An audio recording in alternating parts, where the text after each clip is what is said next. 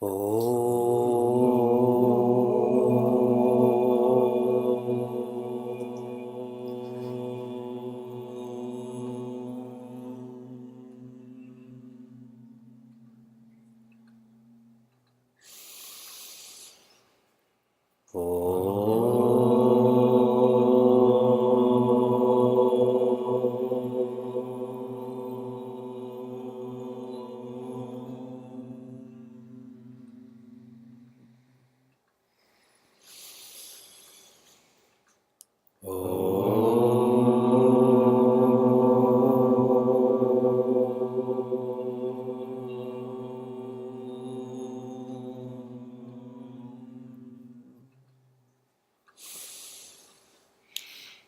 Vakratunda Mahakaya Suryakoti Samaprabha Nirvignam Kuru Me Deva Sarvakaryeshu Sarvada Saraswati Namastubhyam Varade Kamarupini Vidyarambham Karishyami Siddhir Bhavatu Me Sada Gurur Brahma Gurur Vishnu Gurur Devo Maheshwaraha Gurudeva Param Brahma Tasmai Shri Gurave Namaha. Hari Om and good evening from London. I'm going to read a chopai from Ayodhya Kanda of Ramayana. This is right in the beginning. Shravana Samipa Bhesita Kesa Manahu Jaratapanu Asa Upadesa. And what this chopai describes is when gray hair comes near where one does Shravana, when you start to recognize gray hair near your ears, that is a message from Yama.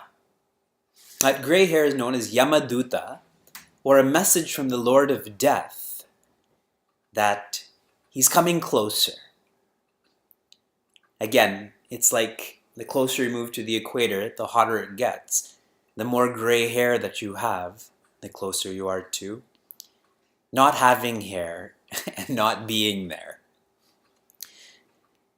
Now, what if you look in the mirror and you see gray hair near your ears, but you don't interpret it that way? What if you see that gray hair and only see a changing in physique? What if you just see ugliness? What if you do interpret this as a message from death, that we are going closer to that, but you don't know what to do then? There's no guidance towards that message. It's like if someone gave you Ramayana and only gave this to you in Audhi Bhasha, but there was no English to come with it. We must feel that Bhagwan, that God, is with us because we have the interpretation, and with that interpretation we have guidance on what to do. If you think of Srimad Bhagavad Gita, this is us interpreting that there's more to life than meets the eye, and there's guidance on how to find that which is more. To feel that God is with you. If we can feel that, we'll start to feel that our nature is divine also. Last week, we studied Karma Yoga prepares us for Jnana Yoga. Selfless responsibilities prepares us for understanding life. And if I can make the words more real for us, when you engage in your responsibilities selflessly, your body becomes more calm, your mind becomes more quiet. How do you know you're engaged in Karma Yoga? The body becomes more calm, the mind becomes more quiet. Now, even as I'm speaking to you, are you aware of your body and its calmness or lack of? The mind's quietude or lack of. When that calmness and quietude is there, this becomes a catalyst to the intellect becoming still. Prior to the indications of a wise person being shared in chapter 2, Bhagavan Krishna teaches Prince Arjuna, once your intellect becomes still, then you'll be able to understand what I'm about to teach you. In other words, that stillness is the prelude to silence. So the calmness and quietude is Karma Yoga, the stillness and silence is Jnana Yoga. So you have to feel that for yourself. Now, some people may interpret this as once you follow the path of knowledge, then there's no more karma. There's no more action. That is a wrong interpretation. Swami Tejomayananda shares, Seva is the means to enlightenment, and Seva is the expression of enlightenment. So if you want to be free, you have to live a life of service. And when you become free, you will serve even more then. See how Karma Yoga is not deleted at any point in this equation. And it's fascinating because we're all racing to do nothing, isn't it? We all want to retire at 35. We all want to do nothing on the weekend, and on and on and on. And it shows a complete lack of understanding. And we just finished our Deva Satsang on emotional intelligence. And that's what we studied. Intelligence is understanding, not information. We continue now to section 3.4, 3.5. We are in the middle of chapter 3 of Srimad Bhagavad Gita. Bhagavan Krishna has just called us a very harsh statement. Do you remember what he called all of us? He called us Muda on Thursdays. What does he call us on Tuesdays? Mityacharaha. Correct. We are hypocrites because we think something, but we act in a different way. Prince Arjuna is now more clear that he has to act. Okay, this is how this chapter begins. Now he's clear, he has to act. But he's still unclear about what actions and why should he engage in those actions. The what and the why. So today the whole focus will be on what and why. How beautiful this is. Taking action and thinking about the what and why. See, that's a subjective science. You're taking living, but trying to understand the life beneath that living. We start with the what. What actions should I be engaged in? We'll go from the ones we're not supposed to be engaged in to the ones we're supposed to be engaged in. So we start with nishedha. Nishedha means prohibited. In other words, actions that are not to be done. How to remember this is immoral. Okay, when you think of nishedha, what should you think of? Immoral. Note, I didn't say illegal. There's lots of things that are legal but immoral. So, nishedha means immoral. When you engage in immoral actions, what grows inside of you when you engage in immoral actions? Papa was the word that was used, or vices. Vices start to grow. They're encouraged to grow. The more one steals, the more one starts to justify that. The more one cheats, the more lazy one becomes. And you can keep taking this in every direction. When people engage in prohibited actions, it harms them and it harms all. I give an example of prostitution. Does the prostitute like being a prostitute? In prostitution, the customer is being harmed and the person serving that customer is being harmed too. There's no benefit in nishedha karma. And note, I'm saying it's an immoral action. So that's what we shouldn't be doing.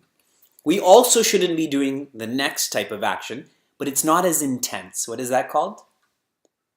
Sakama karma, or selfish actions.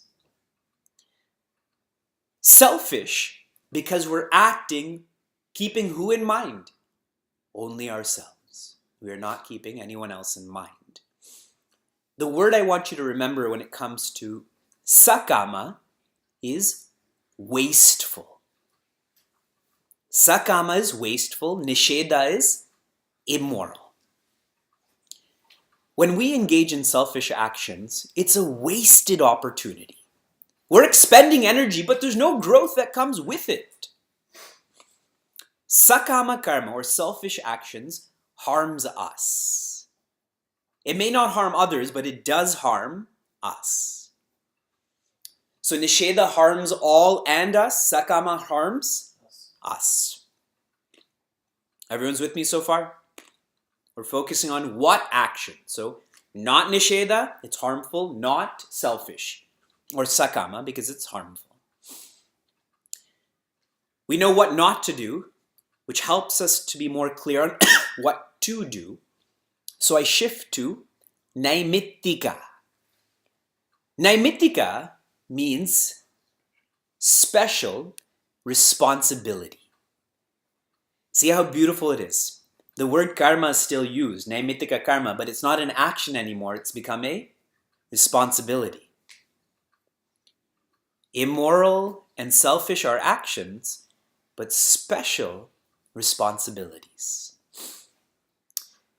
Naimittika karma doesn't encourage vices, but it encourages virtues. How do you know you're engaged in your special responsibilities? You're more patient. You're more adaptable. And all virtues that we know we should develop. Naimittika karma, if we use the same framework, benefits us. Okay? Benefits us. So this is what we should do, and what we should do even more is called nitya karma. Nitya karma. Nitya means regular responsibilities. I was staying at the home of a dentist recently, and I was trying to explain to him the difference between special responsibilities and regular responsibilities. How would you explain that to a dentist? Do your job. Brushing your teeth is nitya or naimittika?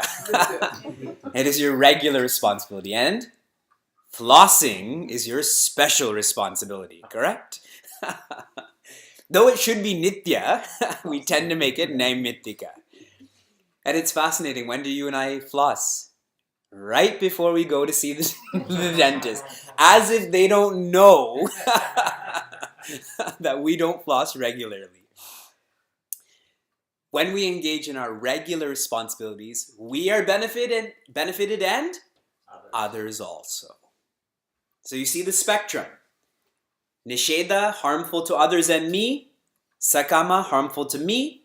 Naimittika, beneficial to others. Beneficial to me. And nitya means beneficial to me and others. So there's a full spectrum over there. Now let's pick up on this word nitya some more. What does nitya mean? Always. When you engage in your regular responsibilities, and please pay close attention to this. When you engage in your regular responsibilities, there may or may not be a phala or result. There may or may not be a result. And that's such a beautiful understanding. If there may or may not be a result, what should you be focusing on? Not on the result, but on the action, no? It may come, it may not come. And to make this more clear, suppose you don't engage in your regular responsibilities. Then certainly there will be a result, and that result will be harmful to others and to you. Not engaging in your regular responsibilities is called an act of omission. In an act of commission, going through your regular responsibilities, you may get a fruit. You may not. But if you turn that into an act of omission by not engaging in your regular responsibilities, there will definitely be a negative result. And a very transparent example of this is, if you bathe, people may or may not say that you smell nice. But if you don't bathe, people will definitely tell you that you don't smell nice. And if you don't believe me, that can be your rad. If you still don't believe me, that can be your raw, your ram, your ray. You can make it whatever you want till you understand this to be true. And knowing this, that there may or may not be a fruit, here's what we need to delete when we're engaged in our responsibilities, okay? The first deletion is deletion of seeking reciprocity. I did this, so I should deserve this. I gave you this, so you should give me this. That's the first deleting. If you're engaged in your regular responsibilities, reciprocity cannot be included. As you evolve even more, what's the second deletion? Recognition. If you're engaged in your regular responsibilities, where does recognition come into the picture?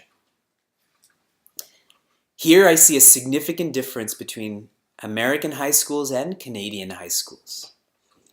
In a Canadian high school, when you graduate, what happens? Nothing. Go to university now. In an American high school, when you graduate, it's like a wedding. There's a barat and everyone comes in and gives you gifts and laddu and all of that. You're supposed to graduate. Why are you celebrating that? You're supposed to go to university.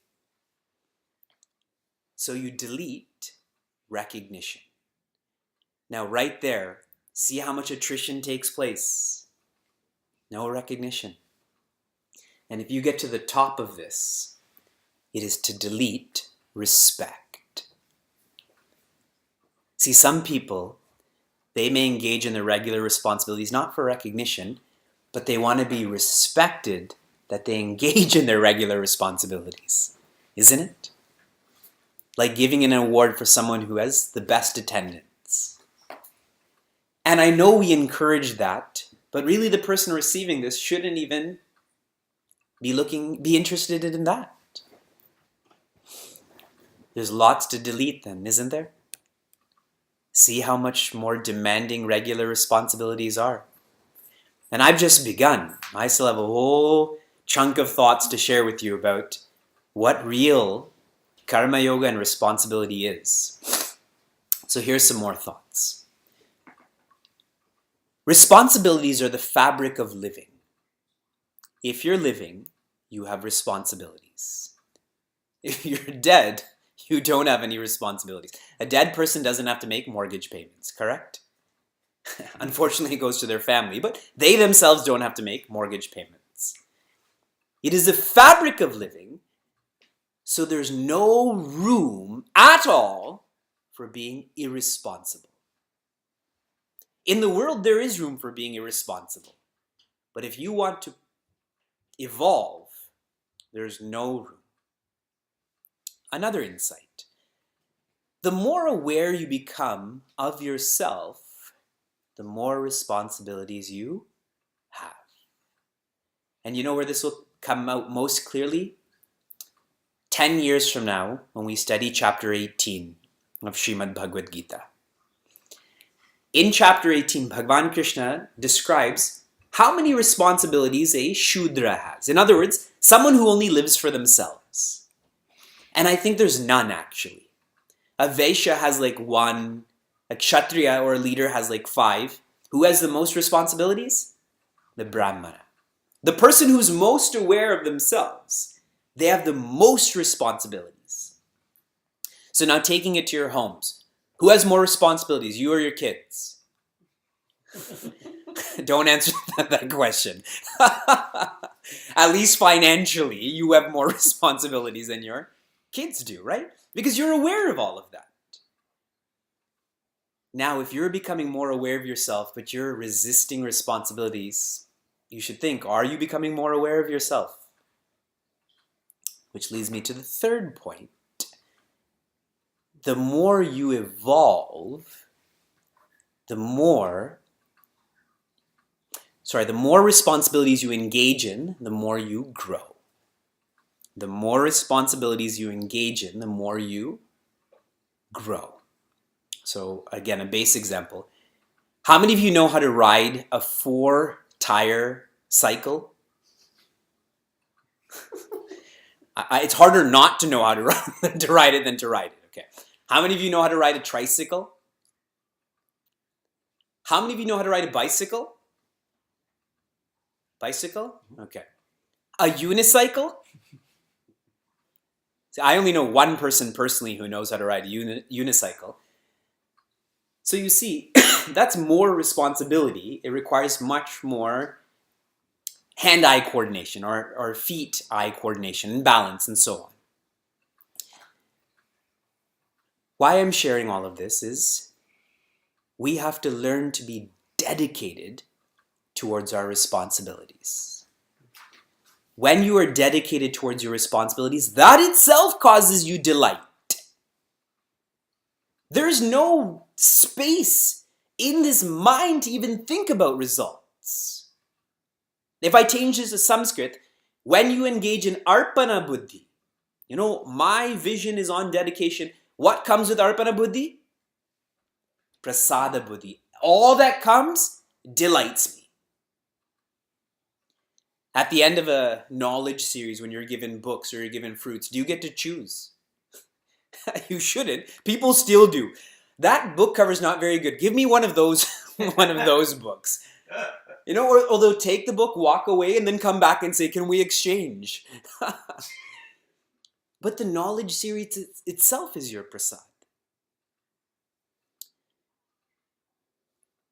I think about my own life and how when I finished the Vedanta course, I was not an Acharya with Chinmaya Mission, or an Acharya, period.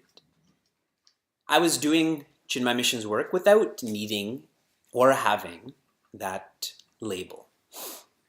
And then in August of 2008, I was given the label of the resident Acharya of Chinmaya Niagara.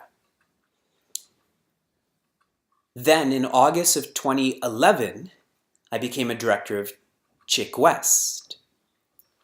In August of 2013, I became a Acharya of Chinmaya Mission Pittsburgh, and I'm including all of the satellite centers. I feel that with each of these responsibilities, I'm given the opportunity to grow. And I also know that if I wasn't able to fulfill responsibility in Niagara or with our young adults, that I wouldn't be given more responsibilities. So I know that about my life. Now I'm asking you to think about that, about your life.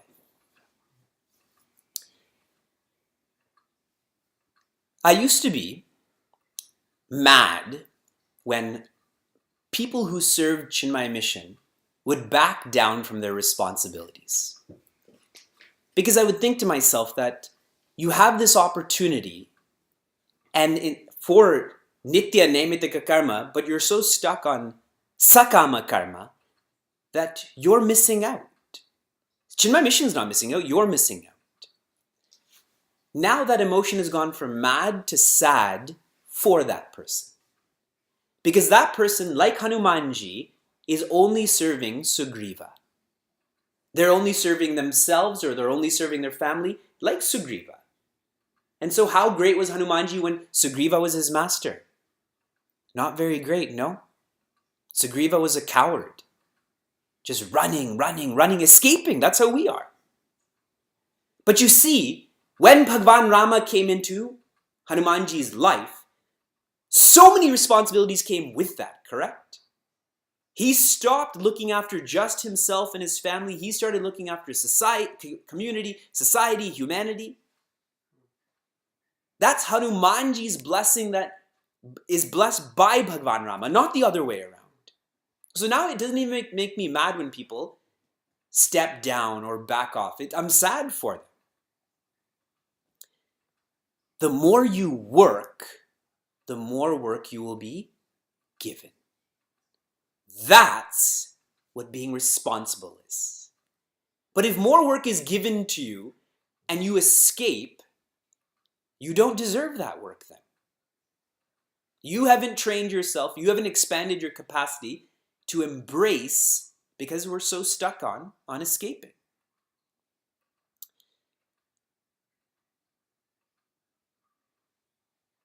And my last thought on that, before we get into the why of acting. If you want to be someone who's practicing karma yoga, if you're someone who's engaged in your responsibilities, when it comes to a sacred field, you can't be bossy. See, in secular world, you can be bossy. I'm your boss, I boss you, I pay you for that. In a sacred field, which all of us are in, unless you're doing the work, you have no right to delegate it to anyone else. You have no right to ask someone else to do it unless you're doing it. And I see people do that. They refuse to pick up a broom. They refuse to move a pillow. They refuse to price a book because I'm this. That is, remember, what did I say the word was for sakama? Wasteful. That whole opportunity has been wasted. Now I want you to think. All of you are involved, all of you are serving, but are you serving? And I have a whole nother section to go on. Shall I continue? Or everyone feels too bad and I should stop now. We focused on the what, now we shift to the why. Why action, okay? The what action, special responsibilities, regular responsibilities. Now we get to why. What is the bhava, the feeling with which I should act? First thought is, volume is not a measure of transformation. Volume is not a measure of transformation. Just because one is engaged in more actions, if the intention or the bhava is not clear, then there's it's not greater for transformation then. It is not volume, not with karma, not even with dhyana. Okay, so hear me out on this. Sometimes when people describe their contemplation practices, or they ask me and so on and so forth, they'd say that, I contemplated for 8 hours or 3 hours or whatever it is. My question to them is, why so long? Why do you need to do it for so long? You don't need to contemplate for more than 30 minutes. And if you're doing it for more than 30 minutes, maybe you're not contemplating then. Maybe you're just engaged in a higher form of relaxation because you're still depending on volume, on quantity. The practical implication of this one message that volume means nothing is that we should focus on quality. Quality of karma, quality of dhyana. And when you focus on quality, you become more independent. The less the quantity, the more dependent you are. Think about friends. When you have a lot of good friends, when you have some good friends, do you need a lot of friends then? Quantity, no? The more independent you become, the more focused you become. As long as there's a lot of dependency, it's hard to focus. Like people who are dependent on coffee. It's hard for them to focus without that coffee, correct? But people who are independent of coffee, independent of recognition, independent of other people, they're not shaken. They're able to focus. For all of those who read the readings for this lesson, I'm going to share with you some words. And these words, I'll read to you and then I'll tell you about them, okay? Worship, love, sacrifice, care, efficiency, without likes, without dislikes, without prejudice, without selfishness. You know what that is? Yajna. That's what it means to be dedicated.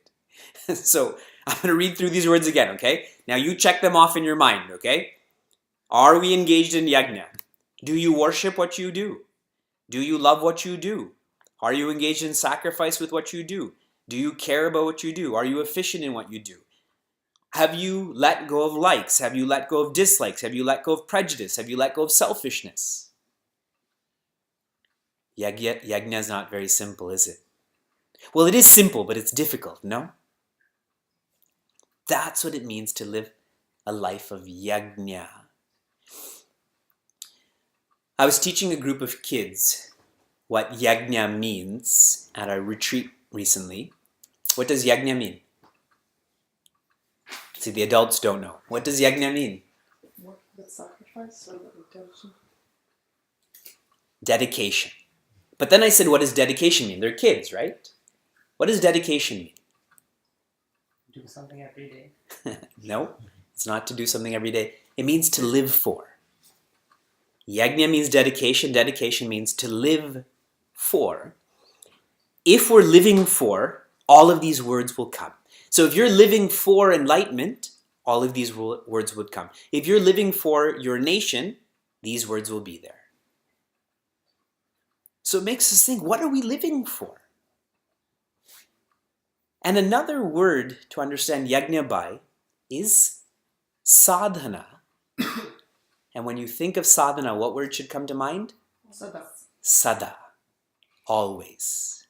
Sadhana and sada are interchangeable. How do you know if you're living for? You're never bored.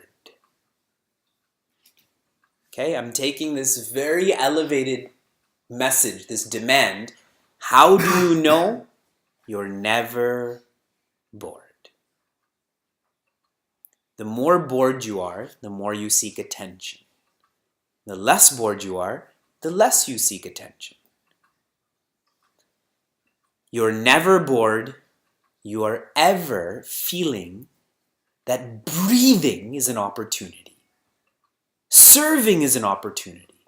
Living is an opportunity.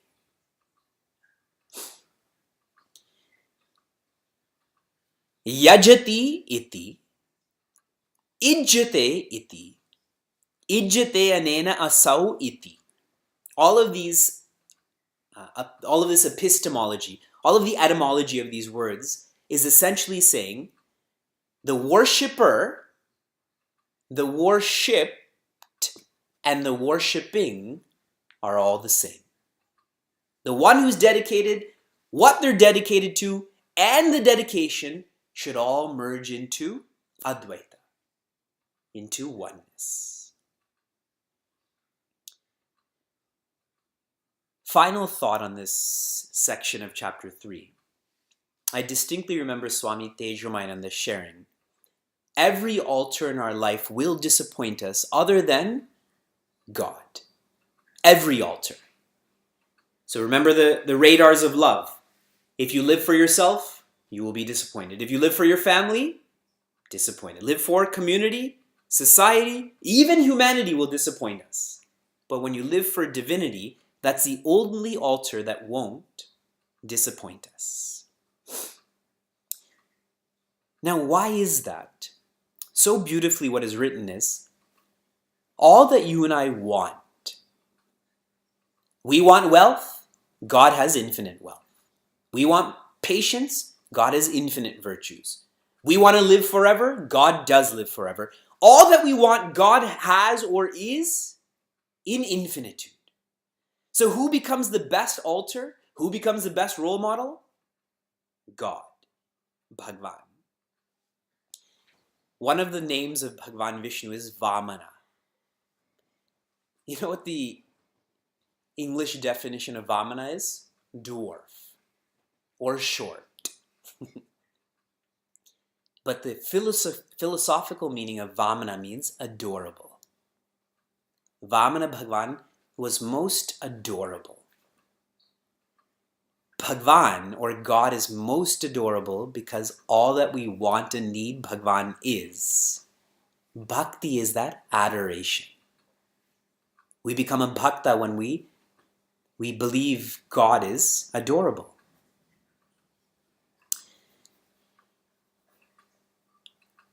And the Moha Mudgara course I think I was sharing is, who's your boss? In slang terms, we say, who's your daddy, right?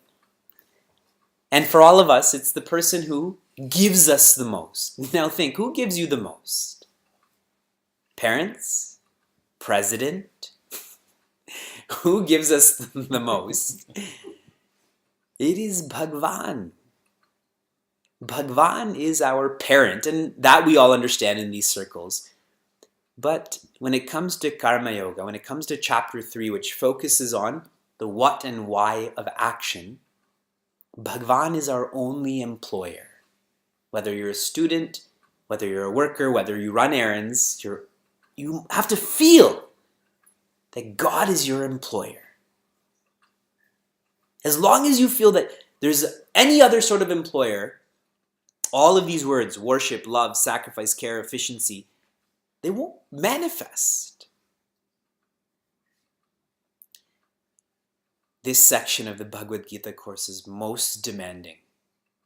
And it's most demanding so that we know now that we need to refine the what and the why of action. There's no room for complacency. There's no room for any bhava or any intention less than yajna.